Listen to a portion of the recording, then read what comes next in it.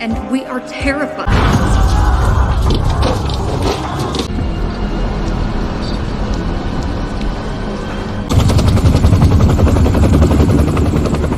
Looking.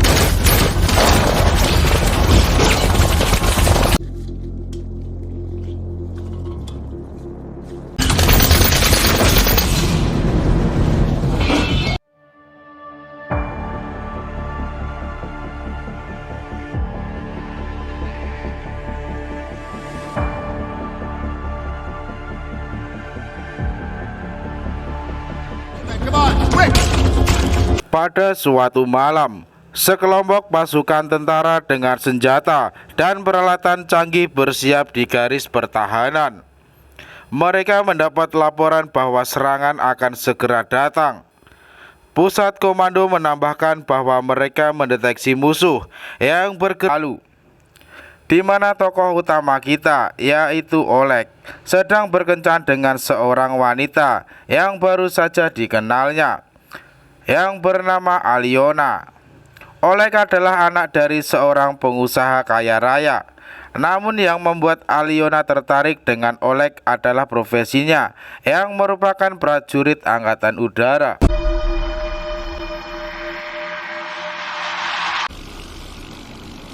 Oleg melihat beberapa drone menyalakan lampu merah, yang menandakan sesuatu serius sedang terjadi. Sebuah media televisi memberitakan bahwa komunikasi dengan kota-kota besar di Rusia telah terputus. Masih belum diketahui apakah dikarenakan bencana alam atau serangan nuklir. Base, this is Pro 1. On mission. Our immediate target is a large town. None of them have returned.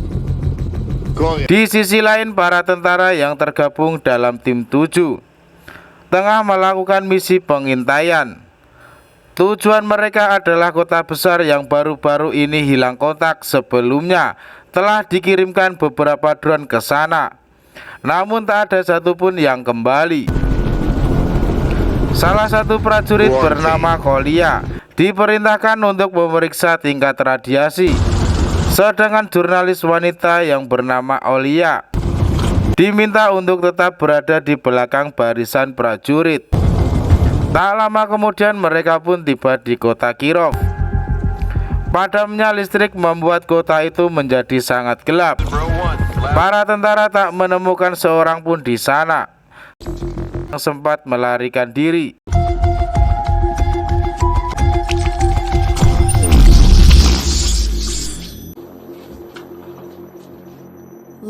Namun yang menjadi pertanyaan, kemana orang-orang itu pergi? Tiba-tiba saja Olia diserang oleh seorang misterius. Mayor langsung memerintahkan untuk menembak, namun orang misterius itu begitu lincah.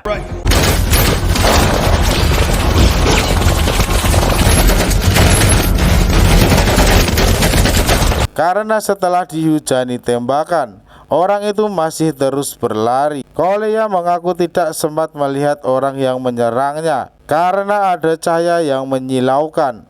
Sebagai pemimpin tim, Mayor Dulmatov membawa rekan 7 kembali ke markas dan melaporkan bahwa tidak ada satupun warga sipil yang selamat. Sudah hampir sebulan berlalu sejak peristiwa misterius yang membuat Moskow hilang kontak. Warga pemeluk agama memadati tempat-tempat tertentu untuk menjalankan ibadah dan berdoa bersama, karena mereka yakin akhir dunia sudah di depan mata. Lalu ditampilkan tokoh utama lainnya, yaitu Yura.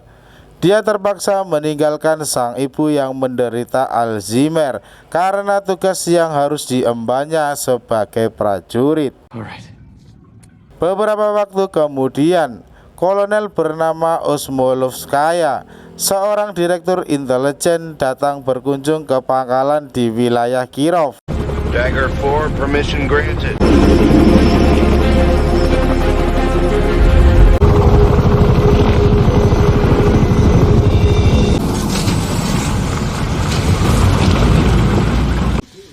Wanita itu menjelaskan tentang informasi yang telah dikumpulkan selama 24 hari terakhir, mulai dari peristiwa misterius yang menyebabkan hilang kontak dengan hampir seluruh di negara di dunia.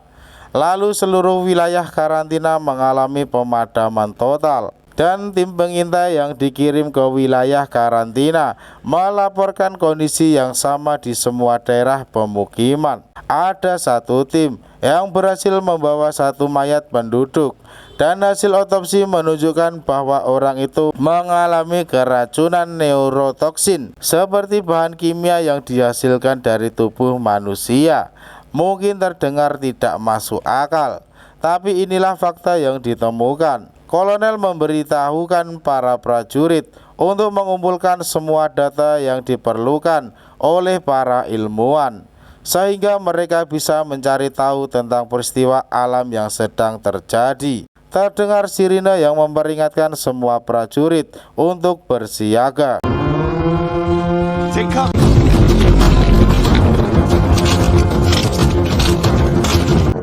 Meski sama sekali belum menemukan tanda-tanda, namun radar mendeteksi musuh yang bergerak secara bergerombol dan sangat cepat.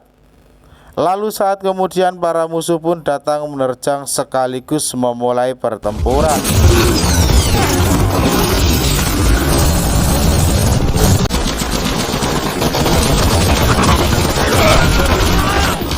Keesokan paginya, barulah diketahui ternyata yang menyerang mereka adalah sekelompok beruang yang berjumlah ratusan. Oleg ditemukan terhimpit beruang dan mengalami cedera di bagian lutut. Untungnya setelah diperiksa oleh Alyona, Oleg hanya mengalami cedera ringan. Mereka pun sedikit berbincang tentang profesi Alyona. Di sini wanita itu menjelaskan bahwa tim dokter sedang membedah seekor beruang untuk mencari tahu apa yang menyebabkan hewan itu menyerang pangkalan militer. Persoalan yang sama juga diselidiki oleh perwira. Osmolovskaya menjelaskan bahwa ada seorang yang bisa membantu mengatasi masalah tersebut.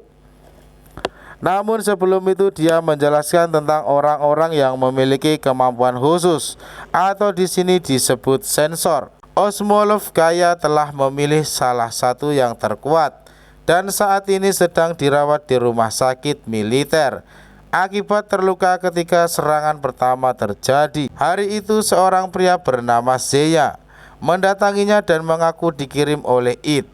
Zenya menjelaskan tentang gelombang serangan pertama untuk melumpuhkan semua teknologi manusia. Gelombang kedua membuat semua makhluk hidup menghancurkan diri, dan yang ketiga adalah mengendalikan 160 juta orang yang masih bertahan hidup di zona karantina. Namun sebelum itu dia membutuhkan bantuan Sasha untuk mengetahui lokasi si pengendali. Penjelasan tersebut membuat Sasha merasa ketakutan dan menolak permintaan Zenya.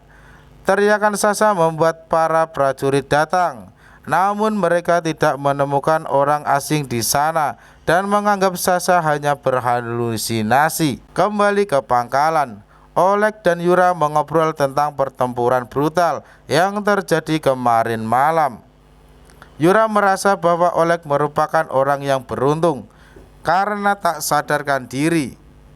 Para beruang bertempur dengan sangat ganas. Mereka benar-benar sulit untuk dikalahkan. Beberapa jam kemudian, misi pun dimulai.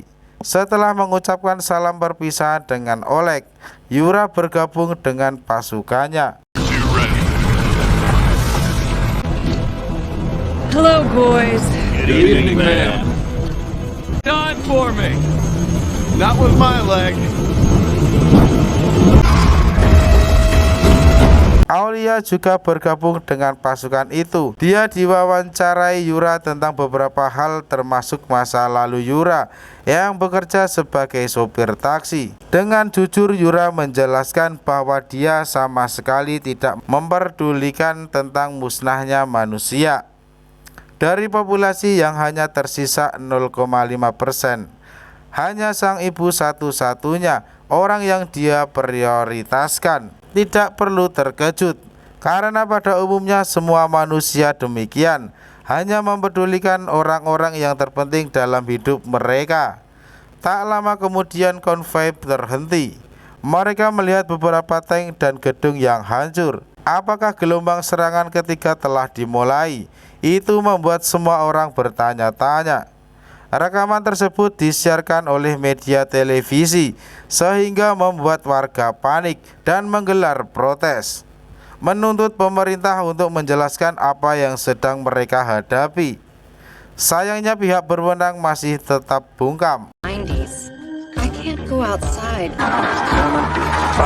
The authorities. Mereka mengirim petugas keamanan untuk menertibkan warga sehingga terjadilah kerusuhan. Kejahatan meningkat drastis dan perampokan terjadi di mana-mana, membuat orang-orang takut untuk keluar rumah. Food and other such supplies. People. After all that we Beberapa hari kemudian, akhirnya para jenderal mengumumkan bahwa kini negara dalam keadaan perang melawan sekelompok orang misterius.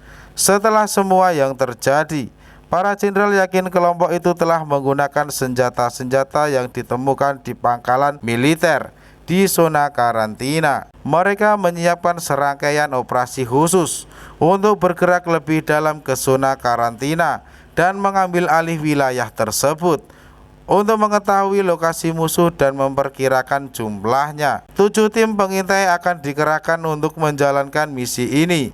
Dan tentu ini bukanlah misi yang mudah, karena mereka harus membangun pos dan mereka harus menetap di zona tersebut. Oleg berada di tim 4 yang ditugaskan ke pemukiman di Kharkiv.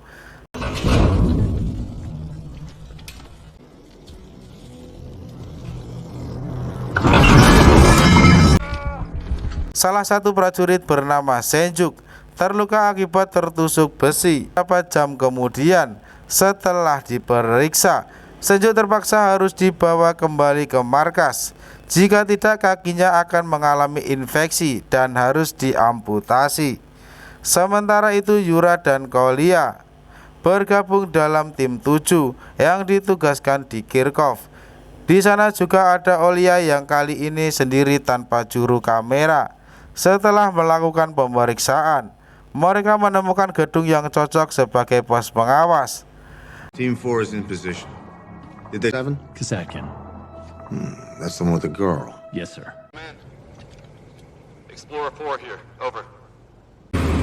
Namun keesokan paginya, Yura melihat ada sesuatu yang mencurigakan. Pintu toko yang semalam tertutup kini terbuka. Yura pun memastikan hal itu dengan memeriksa video yang direkam dari kamera Olya. Di rumah sakit militer tiba-tiba syaskan ilusi, sehingga para tentara mengarahkan senapannya ke kolonel. Ed bisa saja memerintahkan para prajurit untuk menembak Osmolovskaya, namun dia tidak melakukannya karena ia mengaku berada di pihak manusia. Jutaan makhluk yang seperti dirinya akan segera tiba di bumi untuk memusnahkan seluruh manusia. Makhluk yang mengaku sebagai dewa itu akan menjelaskan semuanya. Kembali ke tim 7, Yura dan 2 prajurit lain yang memeriksa toko dengan pintu terbuka tidak menemukan siapapun.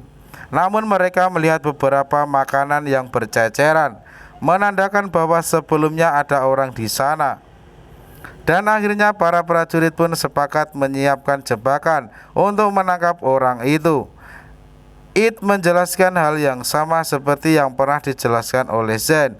Radiasi menyebabkan 160 juta warga menjadi boneka yang dikendalikan oleh alien. It sudah berusaha untuk menghilangkan radiasi tersebut, namun karena letak bulan yang menutupi planet, akhirnya hanya orang-orang yang berada di wilayah non-karantina atau mereka sebut Circle of Life yang tidak terpapar radiasi.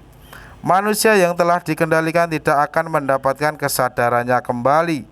Mereka hanya akan mengikuti perintah seperti drone. Dan pada saat gelombang 3 dimulai, para manusia itu akan menyerbu Circle of Life. Selain itu, It juga menjelaskan tujuan kaumnya datang ke bumi karena planet mereka sudah tidak memiliki matahari, sedangkan bumi berada di tata surya dengan matahari yang masih sangat muda, sehingga bisa dihuni dalam jangka waktu yang lama. Sebenarnya juga ada yang disebut dengan gelombang nol, berupa senjata biologis yang ditunjukkan untuk menaklukkan planet bumi ketika kapal induk sedang dalam perjalanan. Jarak antara planet 8 dan bumi adalah 200.000 tahun. Karena di saat-saat terakhir kaumnya sudah tidak memiliki teknologi kecepatan cahaya, akhirnya mereka mengirim bioweapon dengan kapal kecil yang lebih cepat melalui hyperspace, sebuah teknologi yang membuat kapal itu tiba-tiba di bumi dalam sekejap. Senjata biologis itu akan bekerja seperti virus, memperbanyak diri, menyebarkan ke seluruh planet. Ya, senjata yang dimaksud tidak lain dan tidak bukan adalah manusia. Kaum Million menciptakan manusia melalui rekayasa genetik. Hasilnya benar-benar memuaskan. Manusia berhasil menyelesaikan misi ribuan tahun lebih cepat dari apa yang diharapkan, dan 2000 tahun telah berlalu. Besok para alien akan tiba di bumi.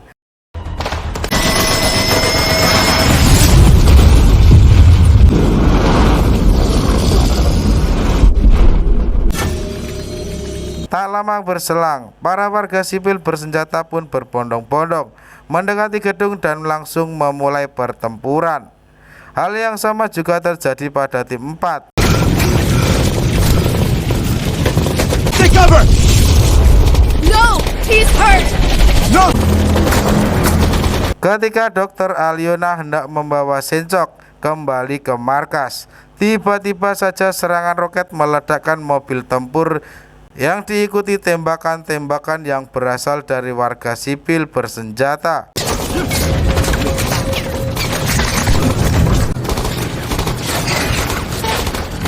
Radio Indian! Take cover! Meski hampir seluruh anggotanya tewas, namun tim 4 tidak mau menyerah dan masih terus melakukan perlawanan demi mempertahankan posnya. Beda halnya dengan tim 7, para warga terus berdatangan seperti tidak ada habisnya. Akhirnya Yura meminta Olya untuk menembakkan Suar. Ternyata tidak hanya tim 7, namun ke-6 tim lainnya juga melakukan hal yang sama. Jika kondisinya seperti ini, maka bantuan tidak akan datang. Oleh karena itu Yura mengajak tim mundur menuju ke arah datangnya Suar biru. Karena warna biru berarti meminta bantuan, merah berarti pasukan telah dikalahkan. Where is that? Which team? Looks like so.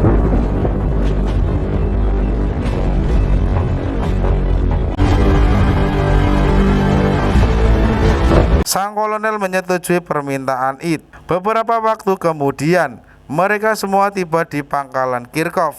Karena tidak memiliki banyak waktu, It langsung membantu Sasha agar bisa menggunakan kemampuannya. Lalu Sasha pun menggambarkan sebuah gedung pencakar langit yang merupakan satu-satunya di wilayah Kirov, dan Ras sedang berada di puncaknya, mengendalikan para warga untuk melakukan serangan. Tiba-tiba saja seorang petugas melaporkan bahwa Miskov telah diserang.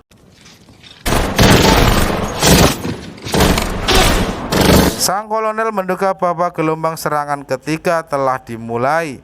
Oleh karena itu, mereka pun bergegas menuju ke lokasi di kota Kirov.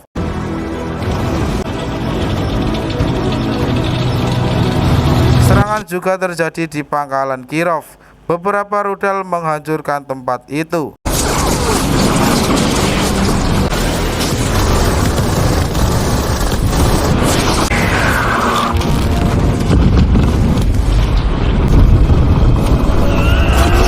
Ledakan itu juga membunuh Sasha yang berada di pangkalan. Menurut It, itu adalah sebuah pengorbanan demi memenangkan perang sekaligus menyelamatkan manusia yang tersisa. Keesokan paginya Yura dan Olya tiba di Kargino. Mereka bertemu dengan 4 tim yang kondisinya tidak jauh berbeda dengan tim 7. Hanya tersisa oleh Aliona dan seorang prajurit yang terluka. Tak lama kemudian tim Dalmatov pun tiba. Namun Mayor menjelaskan bahwa mereka akan menuju Garginov karena seperti yang kita tahu pangkalan telah hancur. Kini harapan satu-satunya adalah membunuh komandan musuh yaitu Ra, dan tentunya dengan bantuan It. Kemunculan It membuat Yura dan Oleg sangat terkejut. Tentunya kolonel langsung menahan dua prajurit itu dan menjelaskan tentang rencana mereka. Dalam perjalanan It menjelaskan bahwa dirinya sangat membutuhkan orang seperti Yura, seorang prajurit yang tangguh dan semakin berkembang dalam pertempuran. Selain itu, It juga menjelaskan sedikit tentang alasan Ra tidak menyerang mereka, karena It menggunakan kemampuannya untuk menyembunyikan tim itu.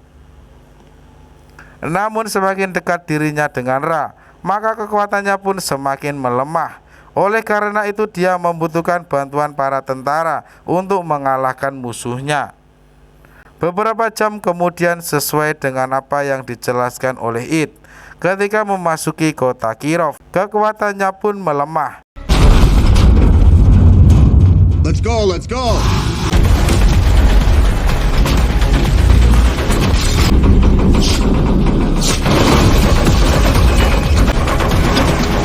Para warga yang dikendalikan Ra terus berkumpul, memadati jalan demi menghadang tim Dalmatov, karena tidak mungkin menyadarkan warga yang dikendalikan Ra. Para tentara pun terpaksa menabrak dan menembaki mereka.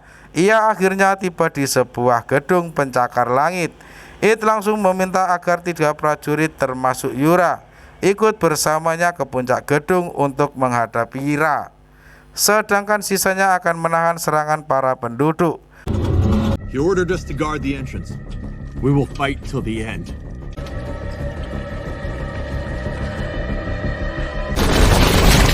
Beberapa waktu kemudian, setelah melewati beberapa hadangan para penduduk di dalam gedung, kini hanya tersisa Yura dan It. Namun sepertinya Yura terlalu percaya diri, menyebabkan Ra langsung melemparnya hingga nyaris terjatuh. Lalu pertempuran dua alien pun dimulai.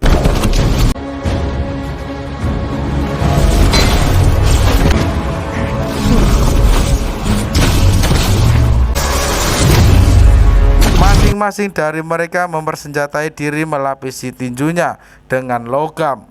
Ledakan dahsyat yang terjadi di bawah membuat Ra lengah.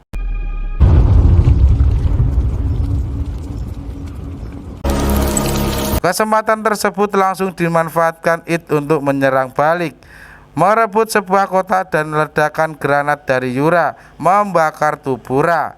Sesaat setelah itu tim kolonel pun tiba di puncak gedung, menyaksikan pengaruh Ra itu sekaligus mengakhiri hidup para penduduk. Seharusnya sejak awal It bisa menghentikan 3 gelombang, namun itu tidak dilakukan karena bertentangan dengan rencana busuknya. Para tentara pun berusaha membunuh It, namun sangat disayangkan It yang langsung menggunakan kemampuan ilusinya sehingga membuat mereka saling membunuh, kecuali Yura. Pria itu mempunyai pemikiran lain, bahwa mereka membutuhkan It untuk menghadapi kaum alien yang akan segera tiba. Sehingga langsung menerjang pengorbanan diri demi menjatuhkan It dari gedung. Kini mereka akan menghadapi masalah yang lebih besar, karena kapal induk alien telah tiba di bumi. Namun Oleg tidak pesimis seperti Yura. Dia tidak sudi diperintah atau dikendalikan oleh It. Kemudian Oleg, Alyona, dan Olia mencoba mendekati kapal alien. Dan seperti yang sebelumnya dijelaskan oleh It, ada jutaan tabung Syroslip di dalam sana yang masing-masingnya berisi alien. Dari hibernasinya, apakah yang akan dilakukan oleh Alyona dan Olia selanjutnya? Apakah mereka akan membunuh anak-anak itu atau memulai kehidupan dan membangun kembali peradaban bersama spesies alien? Dan film pun selesai.